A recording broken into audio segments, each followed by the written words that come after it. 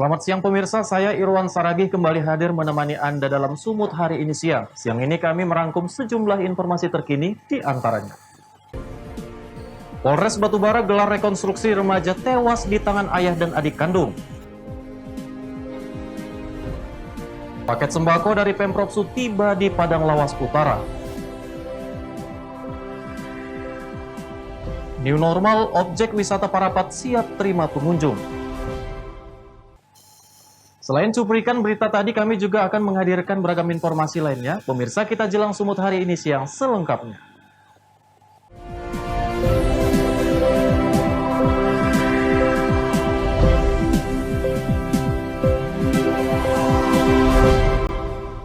Pemirsa, sebanyak 12 reka adegan diperagakan dalam rekonstruksi pembunuhan sadis remaja di tangan ayah dan adik kandung. Rekonstruksi ini untuk memperjelas dan memperlengkap berkas dalam penyidikan. Rekonstruksi yang digelar di Mapolres Batubara ini diperagakan langsung oleh kedua tersangka kasus tewasnya remaja berusia 20 tahun akibat terlibat pertikaian dengan ayah dan saudara kandungnya pada Sabtu malam kemarin di Kelurahan 50 Kabupaten Batubara. Selain menghadirkan 5 orang saksi, dalam rekonstruksi juga disaksikan pihak Kejaksaan Negeri Kabupaten Batubara. Satu persatu adegan diperagakan oleh kedua tersangka dengan masing-masing perannya. Sebanyak 12 reka adegan diperagakan tersangka Yusuf 50 tahun dan UC 16 tahun yang merupakan ayah dan adik kandung korban. Dalam rekonstruksi, diperagakan tewasnya korban bermula terlibat cekcok hingga berujung pertikaian lantaran korban tak terima dicaci maki dan hina kakak kandungnya, Yumila 27 tahun, karena korban tak memiliki pekerjaan. Sang ayah dan adik melihat pertikaian tersebut bukannya melerai, malah mengeroyok korban dengan dipiting oleh adiknya dan dipukul oleh ayahnya hingga korban yang tak berdaya tewas setelah sempat dibawa ke rumah sakit terdekat. Berkaitan masalah tentang pelaksanaan rekonstruksi yang kita laksanakan, walaupun dalam pelaksanaan rekonstruksinya kita laksanakan bukan di tempatnya sebenarnya, dengan masuk tujuan untuk mempermudah atau memperlancar pelaksanaan rekonstruksi yang akan kita laksanakan. Rekonstruksi itu sendiri kita laksanakan terdiri dari 12 adegan. Tujuan untuk kita lakukan rekonstruksi ini adalah untuk memperjelas, ya, kemudian untuk lebih mempermudah, ya, nantinya pada saat penyidik melakukan proses penyidikan sehingga perbuatan yang dilakukan oleh masing-masing pihak dari mulai tersangka sampai dengan saksi-saksi bisa dapat dengan jelas. Sebelumnya, warga Kelurahan 50 Kabupaten Batubara dihebohkan dengan pertikaian keluarga di malam Lebaran. Taufik melaporkan untuk Evarina TV.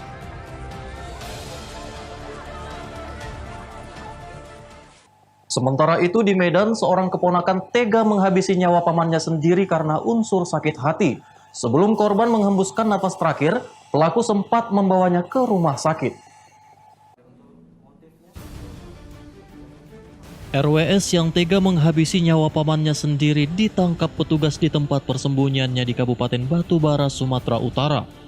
Tersangka tak berkutik saat petugas membawanya ke Mapolrestabes Medan untuk mempertanggungjawabkan perbuatannya. Kepada petugas, tersangka mengaku sakit hati kepada pamannya hingga akhirnya tersangka yang merupakan mekanik becak motor ini gelap mata dan menghabisi nyawa korban. Peristiwa tersebut terjadi di bengkel milik tersangka di Jalan Eka Surya, Medan Johor. Korban marah sehingga menyinggung perasaan pelaku yang dianggap tak becus memperbaiki betor korban. Sempat terjadi duel maut antara korban yang membawa broti dengan tersangka yang membawa senjata tajam. Korban roboh setelah ditusuk tersangka menggunakan senjata tajam di dada sebelah kiri. Dalam kondisi sekarat, tersangka sempat mengantar korban ke rumah sakit. Setelah mengetahui korban tewas, pelaku langsung melarikan diri. Diawali dengan terkait dengan memperbaiki kendaraan becak. Ya, jadi paman si pelaku ini becaknya rusak, minta diperbaiki oleh si pelaku. Namun berjalan dengan waktu ternyata hasilnya kurang sempurna. sehingga Paman mendatangi lagi kembali pelaku ini untuk dilakukan perbaikan ulang. Ketika terjadi dialog, ada rangkaian kegiatan yang mana pada saat itu si korban sedang tidur, sehingga terjadi dialog yang menimbulkan ketersinggungan oleh si pelaku, sehingga terjadilah pertengkaran, keributan, terjadi perkelahian ya antara si pelaku dengan si korban. Korbannya adalah paman daripada pelaku. Dari lokasi kejadian, polisi berhasil menyita barang bukti senjata tajam serta pakaian milik korban. Wahyu Pratama melaporkan untuk Evarina TV. Akibat remblong, sebuah truk Fuso menabrak sebuah kios yang berada di Jalan Yosudarso, Kota Tebing Tinggi. Tidak ada korban jiwa dalam peristiwa tersebut.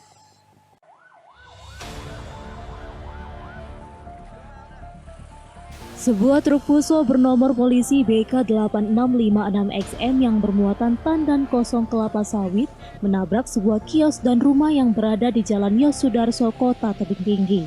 Awalnya truk Fuso bermuatan datang dari arah Dolok Masihul hendak menuju ke Asahan. Namun setibanya di persimpangan, sang sopir tidak tahu kalau tiba-tiba rem kendaraannya blong, sehingga hilang kendali menabrak sebuah kios dan rumah. Akibatnya kios hancur berantakan. Beruntung tidak ada korban jiwa dalam peristiwa tersebut. Sang sopir mengatakan tidak tahu kalau rem kendaraannya blong, karena sebelumnya semua dalam kondisi baik. Setiba di persimpangan waktu ia hendak berhenti dan menginjak rem, ternyata remnya blong. Oh, remnya blong Bang ya? Remnya blong. Kamu dari mana tuh jalannya? Dari Dolo. Dari arah Dolo ya? Mau ke Asahan apa ini? Inalum. Mau ke dalam. Berarti waktu mau belok tiba-tiba nggak tahu rem blong. Ya. Dipijak udah nggak ada. Motor ya kan, berhenti. Ya lurus aja gini. Oh, ngelakkan mobil itu jadi arah rumah itu ya? Motor beli parkir. Saya lakukan depan lah, depan nanti bahaya orang kan tinggal. Kenapa? Kini supir beserta mobil masih diamankan di unit Laka Lantas Polres Tebing Tinggi. Alex Karingging melaporkan untuk Evarina TV. Paket sembako dari Pemprov Sud tiba di Padang Lawas Utara, beritanya akan hadir sesaat lagi.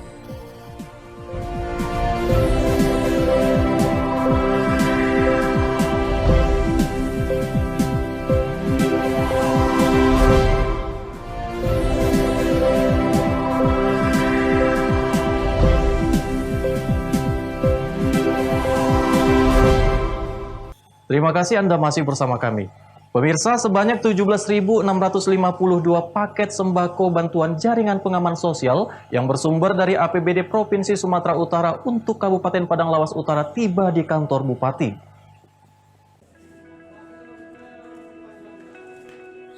Bantuan paket sembako dari Provinsi Sumatera Utara untuk Kabupaten Padang Lawas Utara sebanyak 17.652 paket tiba di kantor Bupati Padang Lawas Utara. Bantuan paket sembako diangkut menggunakan truk angkutan sebanyak 21 unit truk pengangkut sembako. Petugas yang tergabung dari TNI Polri serta anggota Badan Penanggulangan Bencana Daerah dan Dinas Sosial Kabupaten Padang Lawas Utara melakukan bongkar muat di tempat penyimpanan sembako di Gedung Serbaguna kantor Bupati. Selain itu, petugas juga melakukan pengecekan isi paket sehingga isi paket tersebut dipastikan sesuai. Bantuan paket sembako berisikan 10 kg beras, 20 bungkus mie instan, 2 kg gula serta 2 kg minyak goreng. Untuk itu, informasi dari Gugus Tugas Percepatan Penanganan COVID-19 Kabupaten Padang Lawas Utara, jumlah data penerima sembako sebanyak 19.502 orang. Ya, bantuan sembako ini adalah yang kita terima dari pemerintah provinsi sesuai dengan jadwal yang sudah diatur oleh pemerintah provinsi, bahwa kita menerima bantuan sembako sebanyak 19.502 paket. Tapi Pak, sebelum Lebaran itu udah ada yang sampai ya Pak ya? Ya, sebelum Lebaran, kira-kira 3 hari sebelum Lebaran, itu sudah kita terima sebanyak 1.850 paket. Dan itu kita salurkan di kecamatan.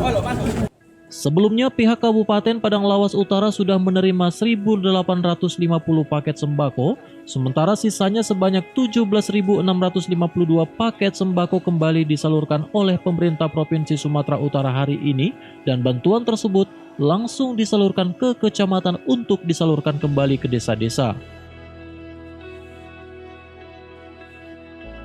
Arif Siregar melaporkan untuk Evarina TV. Polisi di Brastagi menyalurkan bantuan puluhan sak beras kepada pelaku wisata yang terdampak COVID-19 di Kabupaten Karo, Sumatera Utara. Selain beras, pelaku wisata yang merupakan penyewaan jasa kuda ini juga diberikan masker dikarenakan selama pandemi mereka tidak dapat bekerja.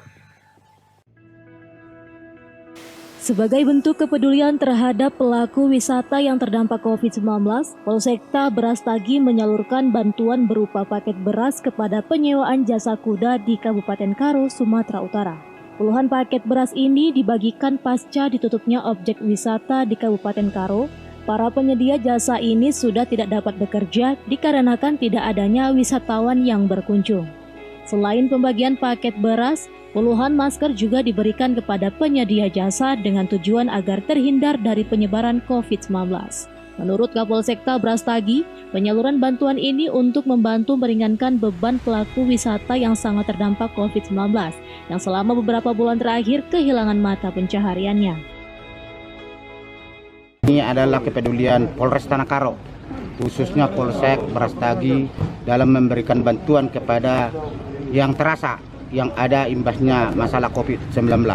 Kita berharap dan kita berdoa untuk segera COVID-19 selesai dari negara kita, yaitu Republik Indonesia, khususnya Brastagi. Masyarakat diimbau untuk tetap waspada dan tetap menerapkan physical distancing, memakai masker, jaga jarak, mencuci tangan dengan bersih, dan menjaga kesehatan untuk memutus mata rantai penyebaran COVID-19.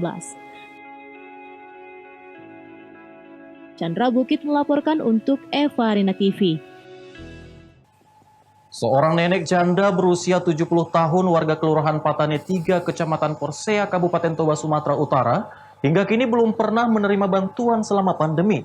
Padahal nenek tersebut harus membiayai 2 cucunya yang sudah yatim piatu.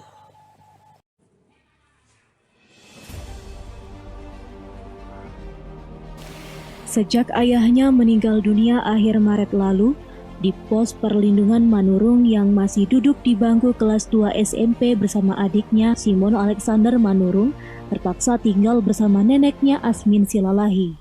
Sementara ibunya telah meninggal dunia saat di pos masih berusia 1,5 tahun. Kini kedua bocah ini merupakan yatim piatu.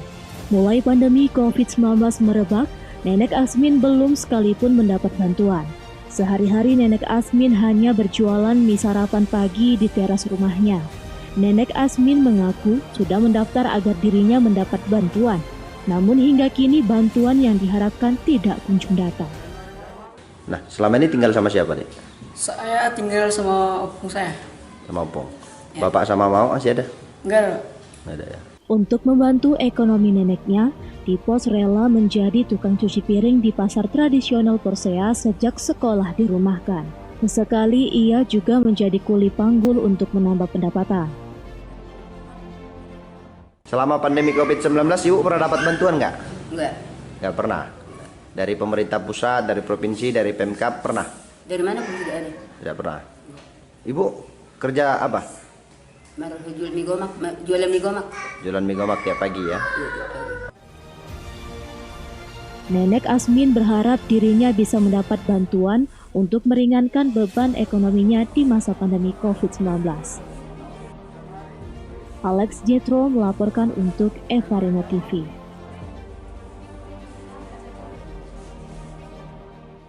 Pemirsa, Sumut hari ini akan kembali dengan informasi menarik lainnya. Tetaplah bersama kami.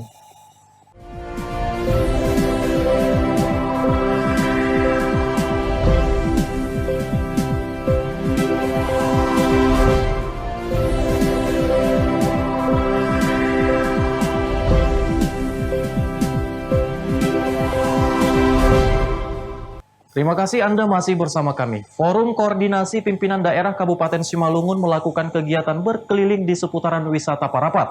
Kegiatan ini bentuk promosi kepada masyarakat bahwa Simalungun siap menyambut kehadiran para wisatawan di tengah pandemi sekaligus menyambut penerapan new normal yang akan diberlakukan di Kabupaten Simalungun. Forum Koordinasi Pimpinan Daerah Kabupaten Simalungun melakukan kegiatan berkeliling di seputaran Danau Toba Parapat, Kecamatan Girsang Sipangan Bolon dengan menaiki kapal. Bupati Simalungun JR Saragih didampingi Kapolres AKBP Agus Waluyo dan Dim 0207 Letkol Infantri Frans Kisin Panjaitan, Ketua DPRD Timbul Jaya Sibarani, dan Rindam 1 Bukit Barisan Kolonel Infantri Dwi Lagan Safrudin dan Yon 122 TS Mayor Infantri Raden Hendra Sukmaji Dibrata. Rombongan terlihat menikmati keindahan alam Danau Toba. Kegiatan ini dilakukan sebagai salah satu bentuk promosi kepada masyarakat bahwa Simalungun siap menyambut kehadiran para wisatawan ke daerah Parapat di tengah pandemi COVID-19 dan menyambut penerapan kebijakan new normal yang akan diberlakukan. Dalam kesempatan ini, rombongan juga melakukan kunjungan ke salah satu hotel di Parapat. JR Saragih menyampaikan kepada pihak perhotelan bahwa hotel dan restoran sudah bisa buka dan kembali melayani masyarakat. Walaupun demikian, pihak hotel dan resto harus tetap menerapkan protokol kesehatan dan wajib menyiapkan tempat cuci tangan, hand sanitizer, mengatur jarak kursi bagi setiap tamu hotel. Melalui kegiatan ini diharapkan dapat memotivasi kunjungan para wisatawan ke Danau Toba, khususnya Parapat, guna percepatan peningkatan pendapatan ekonomi para pelaku wisata di daerah tersebut. Mulai hari ini mereka sudah boleh menerima tamu, tapi dengan catatan tadi kami cek ada kekurangan-kekurangan sambil berjalan kita benahin. Itu yang terutama kami lakukan, memberikan motivasi, semangat, karena ini kan udah 3 bulan, kasihan.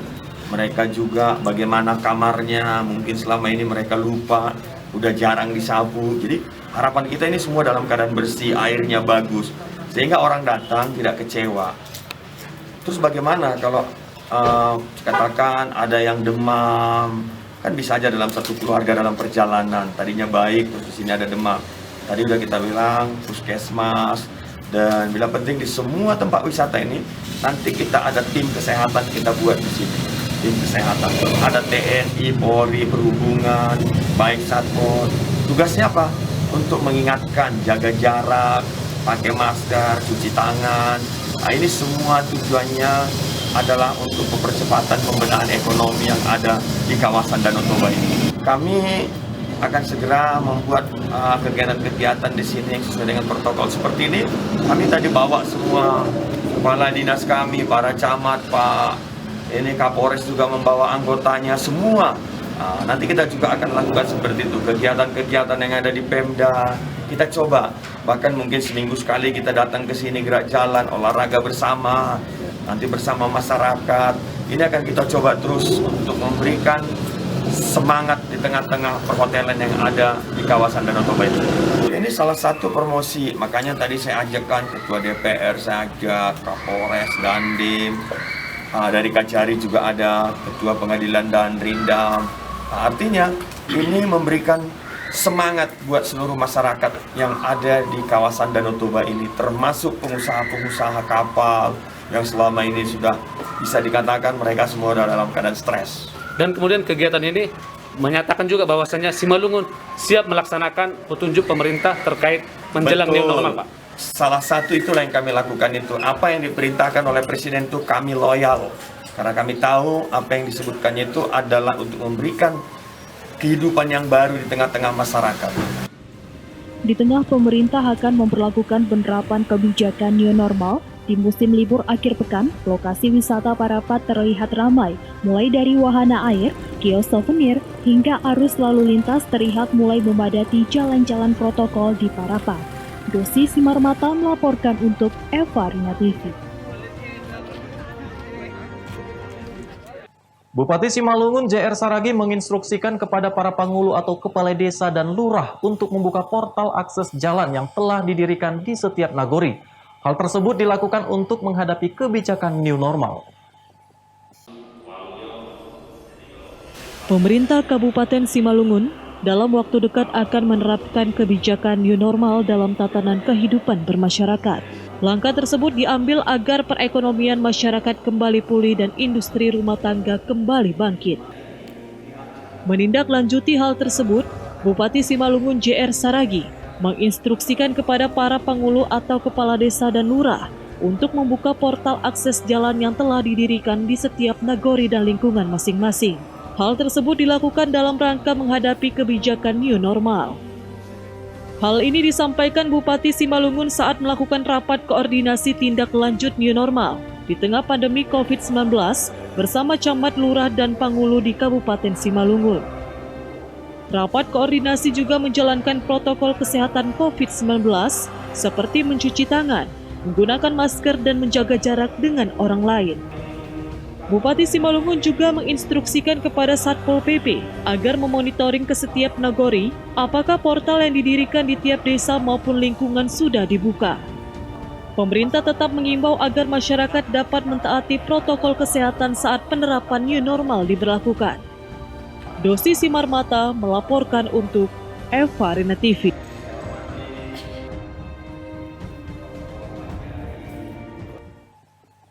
Pemirsa, informasi tadi sekaligus mengakhiri pertemuan kita dalam Sumut hari ini siang. Saya Irwan Saragih mewakili kerabat kerja yang bertugas. Pamit undur diri dari hadapan Anda. Terima kasih atas kebersamaannya dan sampai jumpa.